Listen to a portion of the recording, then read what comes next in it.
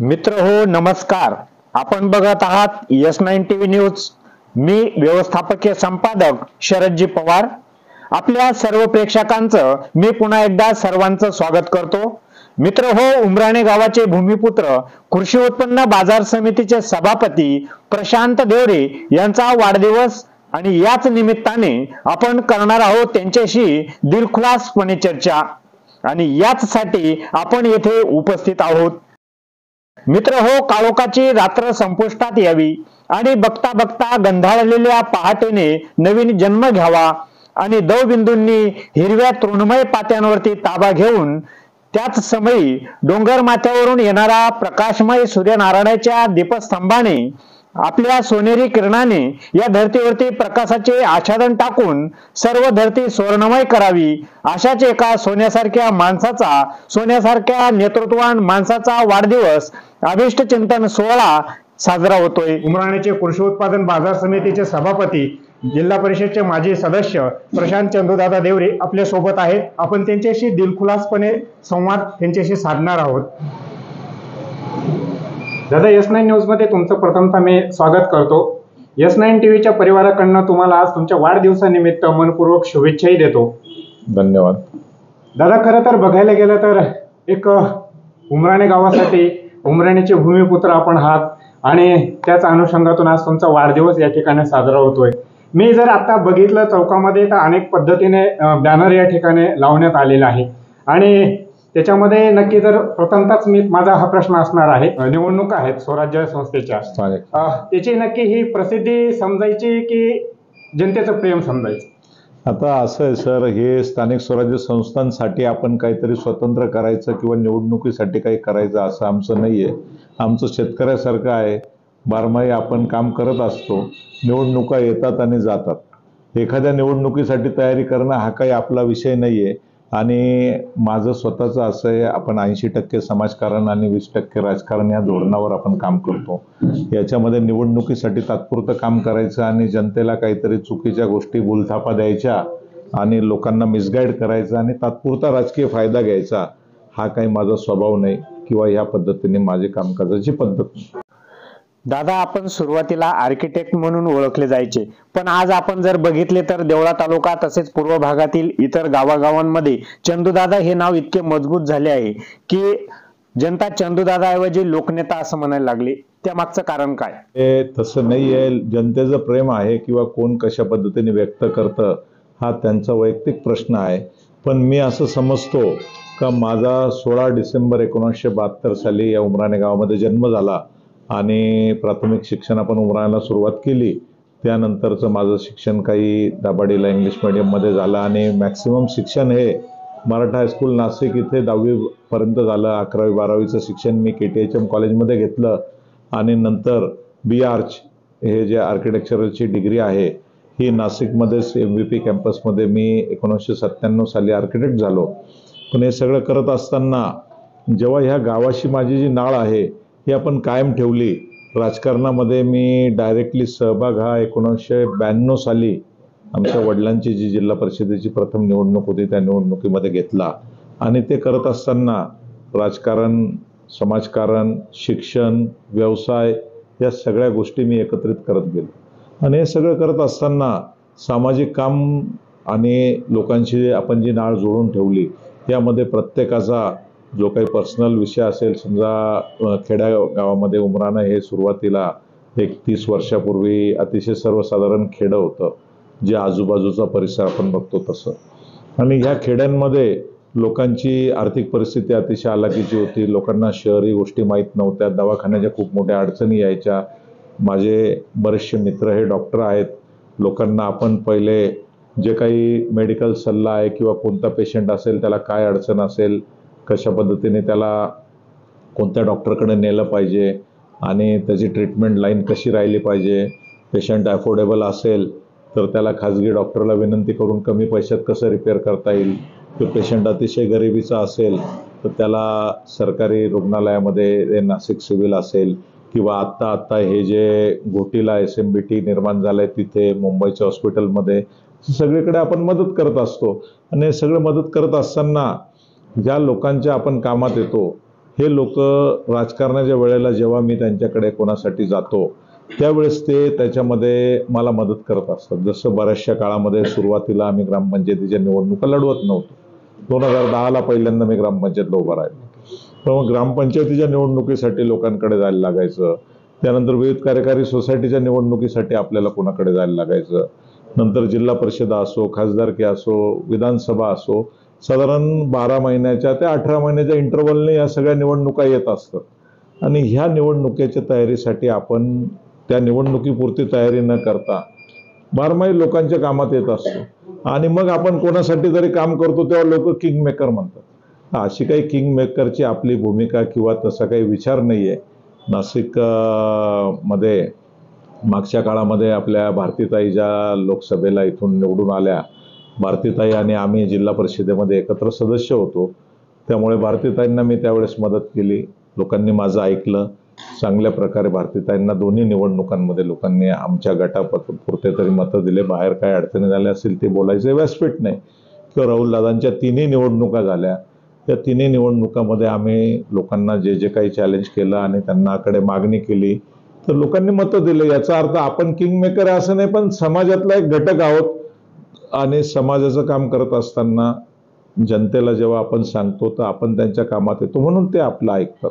नक्कीच दादा, जर आपण बघितलं तर आशिया खंडामध्ये सर्वात मोठी बाजारपेठ उमराणे नगरीमध्ये आहे आणि त्या बाजारपेठेमध्ये आपण एक सभापतीचं पदही या ठिकाणी भूषवता आहे. आणि एवढा मोठा जो अनुभव आहे आपल्या पाठीशी असताना ज्या नोटबंदीच्या काळामध्ये अनेक शेतकऱ्यांना त्या ठिकाणी काही प्रॉब्लेम त्या ठिकाणी निर्माण झाले पेमेंट विषयी, त्यावेळेस आपण जी भूमिका घेतली आणि ती कशा पद्धतीने होती, नक्की शेतकऱ्यांसाठी आपण नक्की काय त्यावेळेस केलं? आता उमराणे बाजार समितीबद्दल आणि उमराण्याच्या व्यापाराबद्दल जर बोलायचं म्हटलं तर परिसरामध्ये आमचं उमराण्याला रामेश्वर मंदिर जे आहे आणि रामेश्वराच्या कृपेने आमच्या उमराण्याची जी काही भौगोलिक सिच्युएशन आहे ही अशी आहे का इथून नॅशनल हायवे जातो गावामधून. त्याचप्रमाणे 17-18 किलोमीटरवर मनमाड हे रेल्वे स्टेशन जंक्शन मोठं आहे. उमराण्यावरून साधारण मुंबईचं अंतर आपलं जे आहे बाय रोड 300 किलोमीटरच्या आसपास मुंबईचं अंतर आहे. 350 किलोमीटर इंदोर आहे. 200 किलोमीटरमध्ये सुरत आहे. 150-200 किलोमीटरमध्ये औरंगाबाद आहे. धुळा 160 किलोमीटर आहे. म्हणजे ही उमराण्याची जी भौगोलिक स्थिती आहे ही अतिशय चांगली असल्यामुळे आणि उमराण्यामध्ये जे आमचे व्यापारी आहेत यांचं सुद्धा नाव घेतलं पाहिजे.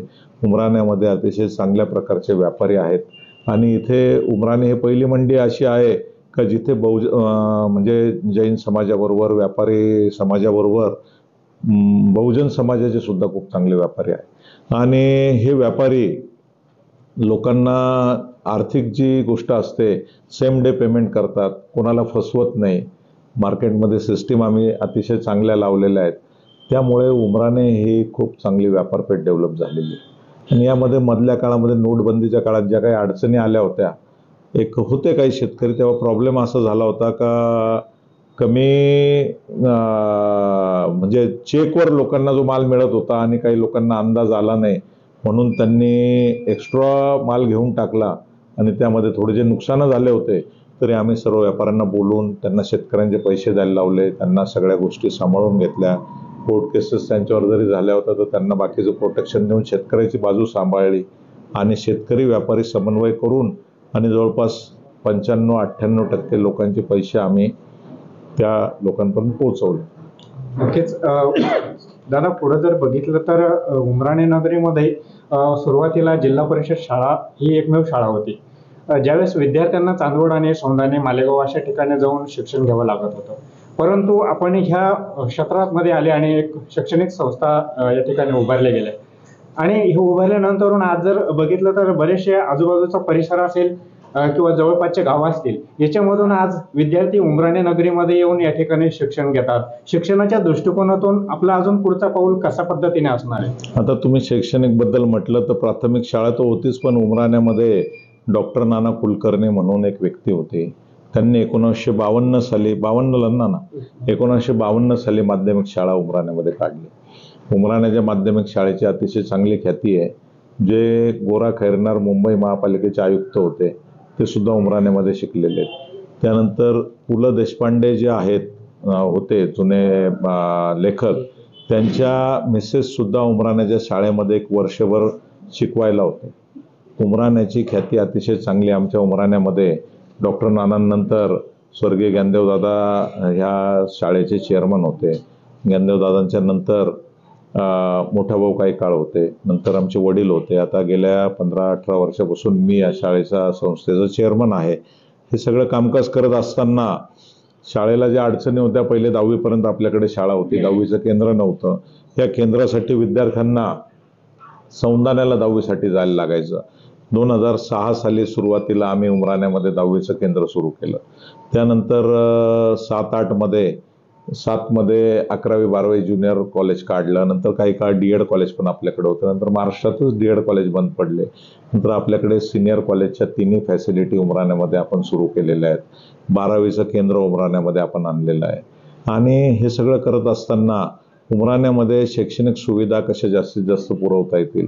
आमच्या ग्राम शिक्षण समितीच्या देवळा तालुक्यामध्ये 6 ठिकाणी शाळा आहे. बौर, कुंटेवाडी, वाखारी, दैवड, माळवाडी आणि उमराण अशा 6 ठिकाणी शाळा आहे. 6 ठिकाणी अतिशय सुसज्ज अशा बिल्डिंग्स आम्ही बांधून घेतल्या आहेत. स्टाफला आम्ही सुरुवातीपासून सगळ्या सूचना देऊन त्यांची ट्रेनिंग घेत असतो. त्यांना सगळी माहिती देऊन विद्यार्थी हा केंद्रस्थानी धरून आणि विद्यार्थ्यांच्या डेव्हलपमेंटसाठी कसं काम करता येईल याच्यासाठी आम्ही प्रयत्न करत असतो. नक्कीच पुन्हा एकदा जर बघितलं तर ह्या ठिकाणी परिसरामध्ये जे शेतकरी आहे आणि जर खरं जर बघायला गेलं तर देवळा तालुक्यातील जो पूर्वभावी हे पाण्याच्या विषयावरती एकदम गंभीर समस्या या भागामध्ये नेहमीच निर्माण होत असतात. परंतु ह्या वेळेसही पाण्यावरून अनेक राजकारण आपण बघितलेलं आहे आणि या ठिकाणी जर परिसरामध्ये जर बघितलं तर एक जलदूत म्हणून आपली ओळखही त्या ठिकाणी पुढे येते. नक्की याचं कारण काय असू शकतं? याच्यामध्ये असं आहे सर, मागच्या काळामध्ये 2012 साली आमचा उमराणे गट जेव्हा म्हणजे याचं सर्व बेसिक पासून जर सांगायचं म्हटलं, आमच्या वडिलांचा पाण्याच्या विषयावर खूप चांगला अभ्यास आहे. माझे वडील जिल्हा परिषदेचे उपाध्यक्ष विश्वासराव देवरे होते. त्यावेळेसपासून त्यांनी ह्या तालुक्याचं जे पाण्याचं दुर्भिक्ष आहे याच्यामध्ये कसं याला मार्ग काढला पाहिजे या विषयासाठी त्यांची कायम तळमळ असते. त्यामध्ये आपल्या तालुक्याला पाणी येण्याला सोर्स हा फक्त आणि फक्त सुरगाण्यामधून, पश्चिम वाहिनी नद्यांमधून आपण पाणी इथे उमराण्याला किंवा देवळा तालुक्याला आणि ह्या मालेगावच्या भागाला आणू शकतो, असा त्यांना सुरुवातीपासून त्यांचा जो अभ्यास होता आणि त्या अभ्यासानुसार आम्हालाही या विषयाचं त्यांनी बाळकडू दिलं. हे देत असताना मधल्या काळामध्ये 2012 साली उमराणे गट हा राखीव झाला आणि इथे आदिवासी महिला जागेवर भारतीताई पवार निवडून आल्या आणि मला सुरगाण्याला जिल्हा परिषद सदस्य म्हणून उभं राहण्यासाठी आमचे नेते गावित साहेबांनी मला आमंत्रित केलं आणि OBC जागेवर सुरगाणा गटामध्ये मी जिल्हा परिषद सदस्य झालो.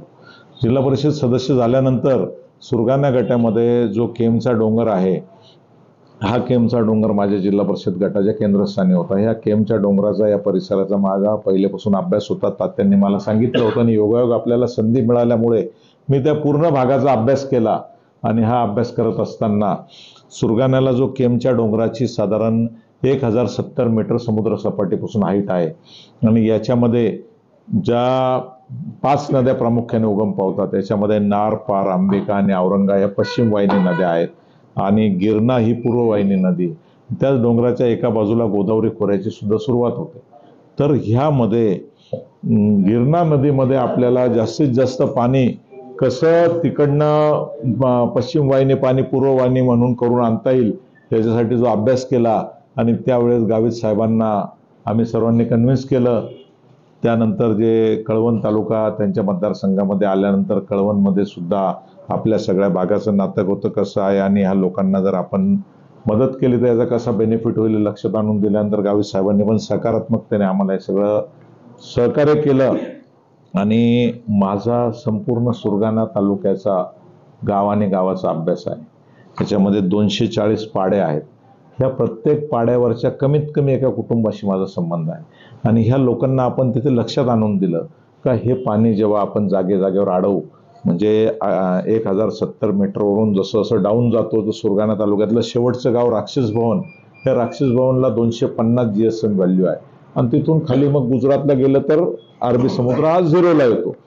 तर ह्या 250 पासून तर 1070 पर्यंत 4 ठिकाणी वेगवेगळ्या लिफ्ट योजना डिझाईन केल्या गेल्या L1, L2, L3 आणि L4. याच्यात L1, L2 आणि L3चं पाणी काही प्रमाणामध्ये उचलून आणून वांजोळ पाणी जवळ करून आणि एक बोगद्याद्वारे हे आपल्याला गिरणा नदी पात्रामध्ये आणता येतं. या विषयावर साधारण 90 सालापासून आमचे वडील अभ्यास करत होते, पाठपुरावा करत होते. ह्याच माध्यमातनं स्वर्गीय डॉक्टर DS आयर जे आमच्या वडिलांचे राजकीय मार्गदर्शक आणि त्यांनी बरोबर काम केलेलं आहे, ते मंत्री असताना बाबांना या सगळ्या गोष्टी लक्षात आणून दिल्या आणि आपल्या देवळा तालुक्याची निर्मिती खास दुष्काळी तालुका म्हणून आणि ह्या पाण्यासाठी त्यांनी करून घेतली होती. आणि हे सगळं करत असताना योगायोगाने माझे मित्र राहुलदादा आहेर यांना जी काही तिसऱ्यांदा आता राजकारणामध्ये संधी मिळाली, यांच्याकडनं वेळोवेळी आम्ही पाठपुरावा करून आणि हे पाणी आपल्या तालुक्याला कसं आणता येईल आणि तालुक्याचा याच्यामध्ये कसा फायदा करून घेता येईल त्याच्यासाठी दादांकडे आम्ही सतत पाठपुरावा केला. दादांनी सुद्धा अतिशय हुशारीने जेव्हा ही नारपार गिरणा लिंक जेव्हा तयार झाली, या लिंकमध्ये आपल्या भागाला साधारण 10.64 TMC पाणी हे पूर्ववाहिनीमध्ये आणलं. या पूर्ववाहिनीमध्ये येणाऱ्या पाण्यामध्ये 48,000 हेक्टर क्षेत्र भिजणार आहे. हे 48,000 हेक्टर क्षेत्रापैकी 16,000 जळगावला जर गेलं तर उरलेलं 32,000 हे नाशिक जिल्ह्याला आहे. या 32,000 पैकी 7,500 7,000 सुरगाण्याला सोडलं तर उर्वरित जे 25,000 हेक्टर क्षेत्र आहे त्यातलं 16,000 देवळा तालुक्याला आपल्याला मिळणार आहे. साधारण 7,000 कळवण तालुक्याला आणि 3,000 मालेगाव तालुक्याला झाडीमधून तिकडे जाणार आहे. तर एवढ्या मोठ्या प्रमाणामध्ये राहुल दादांनी आपल्या भागाला हा पाण्याचा विषय हे करून दिला आणि या पाण्याचा आम्हाला अभ्यास असल्यामुळे आम्ही रात्रंदिवस या विषयामध्ये असतो.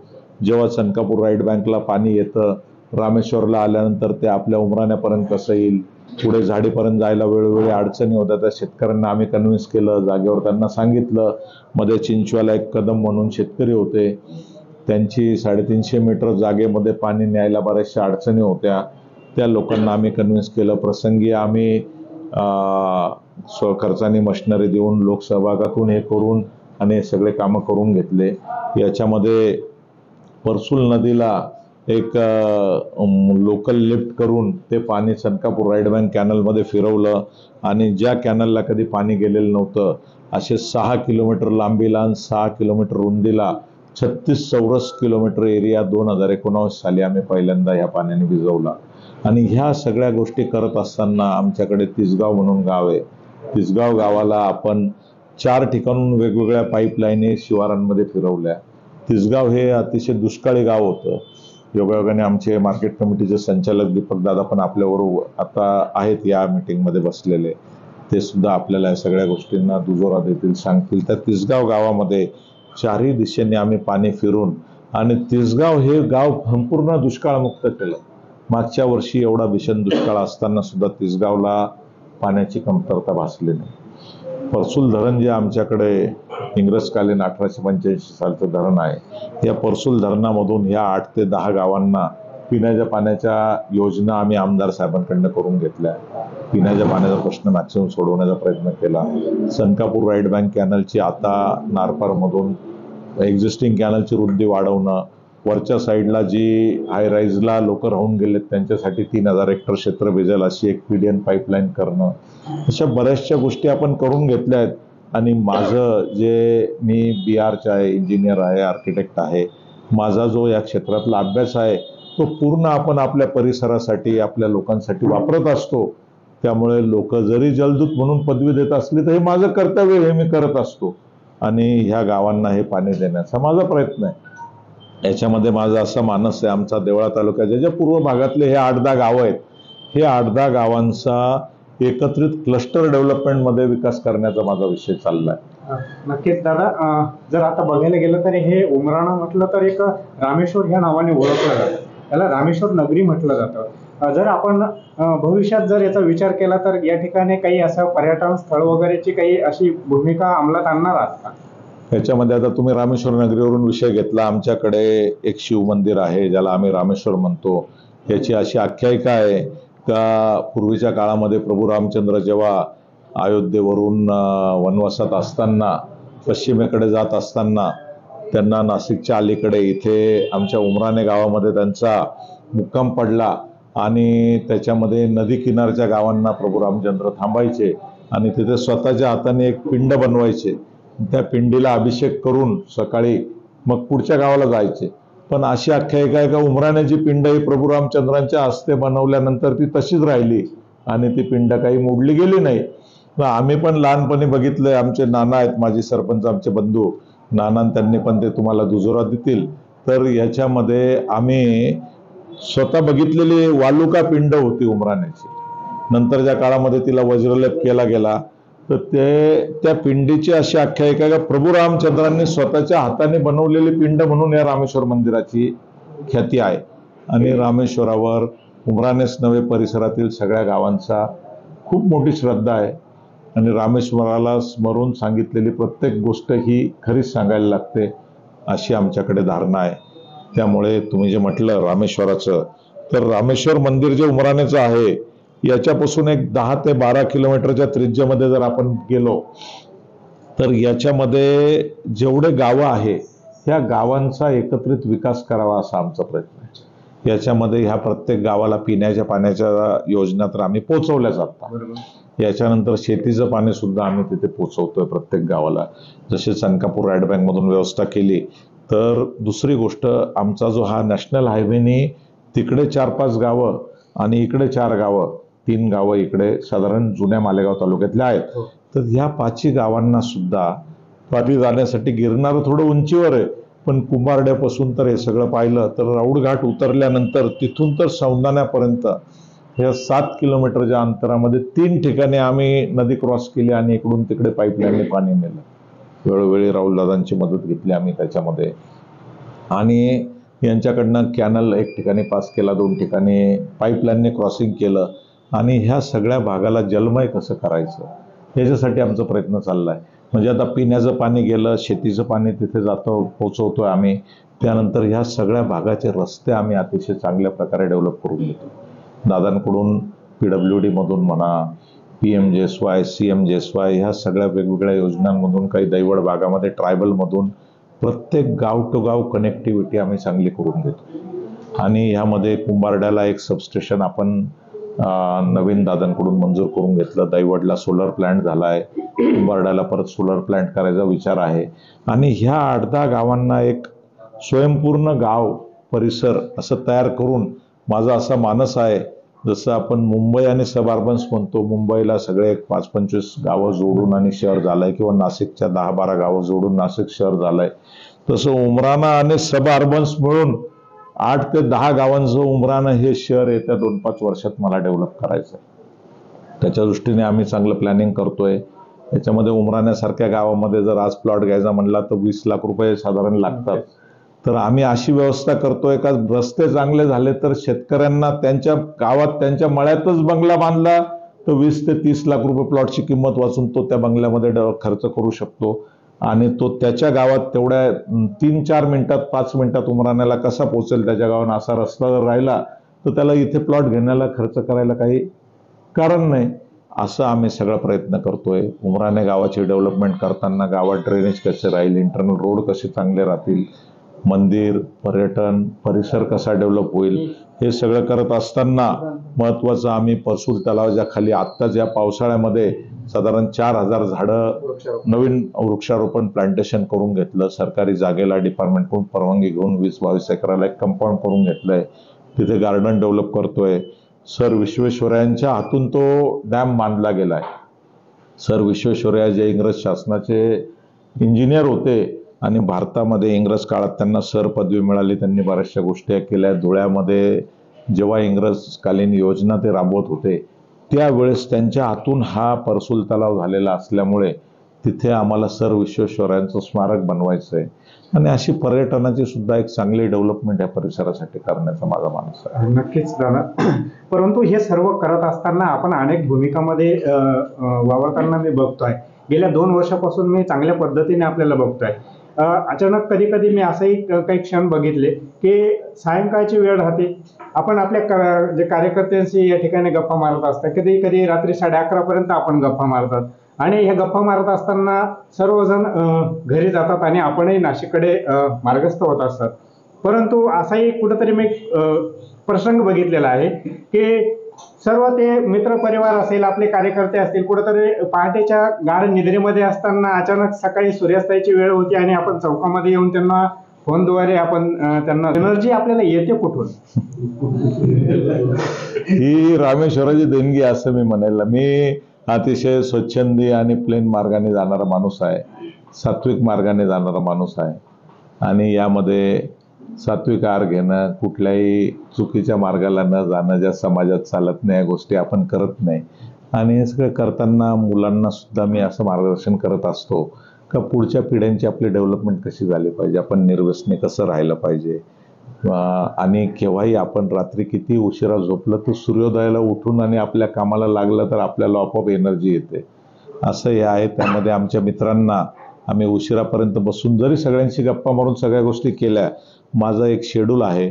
मी साधारण वर्किंग डेला नाशिक आणि मुंबईचे कामं करत असतो आणि ज्या शासकीय सुट्ट्या मिळतात, योगायोगाने आता शासनाने 5 डे वीक केल्यामुळे तो आणखी चांगला फायदा झाला. सॅटर्डे संडे तर फिक्स मी उमराणला देतो, पण मधला एखादा सुट्टीचा दिवस किंवा काही कामाचा दिवस असला तो देऊन आपण ह्या सगळ्या गोष्टी इथल्या कलेक्ट करतो, समस्या समजून घेतो आणि याचं निराकरण नाशिक मुंबई हे सगळं आठवड्याचं प्लॅनिंग करून 15 दिवसाचं प्लॅनिंग करून ह्या सगळ्या गोष्टी करतो. आम्हाला आमच्या वडिलांपासून एक प्लॅनिंगची सवय मिळालेली आहे, त्यानुसार आपण प्लॅनिंगने जातो तर त्याचा बेनिफिट नक्कीच होतो. नक्कीच.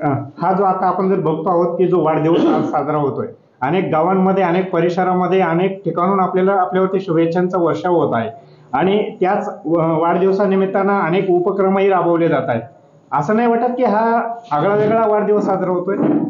आता खरं तुम्हाला सांगायचं म्हटलं तर आमचं कुटुंब हे वाढदिवस साजरा करणं या संकल्पनेच्याच विरोधातलं कुटुंब आहे. पण हा वाढदिवस काही आम्ही करत नाही. कार्यकर्ते आणि मित्रमंडळी सगळे काही आमचे भाऊ आहेत, काही पुतणे आहेत, काही मुलं आहेत किंवा काही असे वडीलधारे आहेत, हे सगळे स्वयंस्फूर्तीने या गोष्टी करतायत आणि यामध्ये आम्ही काही कोणाला परावृत्त केलं नाही. बॅनर लावा, पोस्टर लावा, असं करा, तसं करा, हे सगळं करतायत. तर मग मी त्यांना त्या निमित्ताने एकच माझ्या शाळेच्या विद्यार्थ्यांनाही सांगितलं, माझ्या मित्रांनाही सांगितलं का बाबा तुम्ही असं करा का वाढदिवस आपण अशा पद्धतीने प्रत्येकाने स्वतःचा असा साजरा करायचा का तिथून पुढे येणारं 1 वर्षभर आपण काय केलं पाहिजे याचं आज स्वतःशीच आपण प्लॅनिंग करायचं आणि स्वतःशीच कॉम्पिटिशन करायची. कारण जगामध्ये मी सांगितलं जसं मगाशी, माणसाला सगळ्यात मोठा कॉम्पिटिटर हा स्वतःच असतो. त्याला स्वतःचे प्रत्येकाला दुर्गुण, प्लस पॉईंट आणि मायनस पॉईंट माहीत असतात. तो वाढदिवस असा साजरा करावा प्रत्येकाने, अशी माझी सगळ्यांना नेहमी सूचना असते तर माणसाने त्या येणाऱ्या वर्षभर स्वतःला चॅलेंज देऊन काम करावं, अशा पद्धतीने वाढदिवस करावा असं आहे. आणि आता हे कार्यक्रम जे आहेत हे प्रत्येकाची म्हणजे जनतेचं प्रेम आहे ते साजरा करतायत. याच्यामध्ये मी फक्त एक घटक म्हणून उभा आहे बुवा, असं समजा तुम्ही. नक्कीच. दादा, माझा शेवटचा प्रश्न आहे की येणाऱ्या काही दिवसानंतर जिल्हा परिषदच्या निवडणुका आहेत आणि त्याबद्दल आपली नक्की पुढची भूमिका काय असणार आहे? आता मी कुठलीही गोष्ट जी आहे ना ही त्याकडे जायचंय म्हणून मार्गक्रमण करणारा माणूस नाही. आपण कंटिन्यू ह्या सगळ्या गोष्टी चालू ठेवतो, जशी जी संधी आली तर तिथे हे करतो. आपल्याकडे काय झालं, आमच्याकडे लोकसभा ही राखीव मतदारसंघ आहे, आमच्या जन्मापासून राखीव आहे, त्यामुळे लोकसभेचा विचार आपण करू शकत नाही. विधानसभेला आम्हाला अतिशय चांगले आमदार राहुलदादा आहेर लाभलेले आहे, त्यांच्यामध्ये माझ्यामध्ये कधी कॉम्पिटिशन नाही. आमदारकी आपल्या डोक्यात विचार नाही, राहुलदादा आहेत म्हणजेच आपण आहे. मग काम करायला जर संधी मिळाली तर ती कुठे असते, जिल्हा परिषदेमध्ये असते. आणि मी सुरगाणे गटाचं जिल्हा परिषद सदस्यत्व करत असताना सुरगाण्यात काम करून सुरगाण्याच्या जनतेला न्याय देऊन आणि नंतरच्या काळामध्ये सगळं काही उमराण्याला सुद्धा न्याय दिला. ॲट ए टाइम दोन्ही गटांमध्ये चांगल्या प्रकारे लक्ष दिलं आणि ह्या निमित्ताने जिल्हाभर माझे खूप चांगल्या प्रकारचे मित्र झाले, जिल्हाभर काम करता आलं, प्रत्येकामध्ये ओळख झाली, अधिकाऱ्यांशी संबंध आले. म्हणून कामकाज करायला जिल्हा परिषद एक चांगलं माध्यम आहे आणि ह्या माध्यमातून जिल्हा परिषदेला संधी मिळाली तर आपण तसा विचार करू. पण मी स्वतःला असा कॉन्फिडंट समजतो का मी जर जिल्हा परिषदेवर जायचं ठरवलं, जसं सुरगाण्यामध्ये माझं मतदानही नव्हतं, मी सुरगाण्यामध्ये जाऊन जिल्हा परिषद सदस्य झालो, तसं नाशिक जिल्ह्यामध्ये 10-12 गट असे मी आयडेंटिफाय केले का मी कुठूनही जाऊन जिल्हा परिषदेला जिंकून येऊ शकतो, असं म्हणजे ओव्हर कॉन्फिडन्सने बोलणं चुकीचं आहे. मी ओव्हर कॉन्फिडन्स सांगत नाही, पण मला एक जजमेंट आहे, आपण जाऊ शकतो. जिल्हा परिषदेवर जाणं खूप काही अवघड गोष्ट नाहीये. ते करत असताना जर उमराण्यासारख्या गटामध्ये प्रतिनिधित्व करायची मला संधी मिळाली, ज्या गटाचं माझ्या वडिलांनी प्रतिनिधित्व केलेलं आहे, स्वर्गीय ज्ञानदेवदादांनी प्रतिनिधित्व केलेलं आहे, चांगल्या प्रकारे त्यांनी जिल्हा परिषद कामकाज केलेलं आहे, असं जर मिळालं तर आपण आणखी चांगल्या प्रकारे आपल्या परिसरासाठी त्याचा बेनिफिट देऊ शकू, असा जिल्हा परिषदेमध्ये जाण्याचा माझा उद्देश आहे. आणि तो करण्यासाठी म्हणून कशाच्या मागे पळणं हा काही माझा हेतू नाही. नक्कीच, पण ते काय झालं की आता नुकत्याच विधानसभा निवडणुका पार पडल्या, त्याच्यामध्ये जर बघितलं तर सुरुवातीला अनेक जनतेचा कौल आपल्याला वेगवेगळ्या पद्धतीने माध्यमांसमोर येताना आपल्याला दिसत होता. परंतु काही ठिकाणी लोक निगेटिव्ह असताना ज्या ज्या ठिकाणी प्रशांत देवरे पोहोचले असतील त्या ठिकाणी त्या लोकांचा जरा कौल वेगळाच दिसला असेल. अशी काय चावी आपण त्या ठिकाणी बदलेली असेल लोकांना? म्हणजे मी जसं तुम्हाला समाजकारणामध्ये काम करताना काही गोष्टी सांगितल्या, तर नाशिक जिल्ह्यामध्ये एखादा सिन्नर सारखा तालुका सोडला तर सगळ्या 14 तालुक्यांमध्ये 13 तालुक्यांमध्ये माझा प्रत्येक गावाशी संपर्क आहे. प्रत्येक गावात कमीत कमी एक कुटुंब माझ्या ओळखीचं आहे. आणि मी जेव्हा एखादं काम करायला जातो किंवा राहुलदादांच्या निमित्ताने काम करायला गेलो तर त्या गावामध्ये गेलो, त्या लोकांशी मला बरेचसे प्रॉब्लेम माहीत असतात, त्यांच्या बाबतीत डिस्कशन केलं. तिथे आपली स्वतःची यंत्रणा आपण राबवली. आणि राहुलदादांसाठी अतिशय ते माझे भाऊच आहे असं समजायचं, भावासारखे आम्ही लहानपणचे मित्र आहोत. त्यासाठी त्या पद्धतीने काम केलं, म्हणून मी काही वेगळं केलं असं मी काही समजत नाही. त्याला कोणी वेगळ्या पद्धतीने समजत असेल तर ती गोष्ट वेगळी. नक्कीच आजचा शेवटचा विषय आहे, शेवटचा प्रश्न आहे.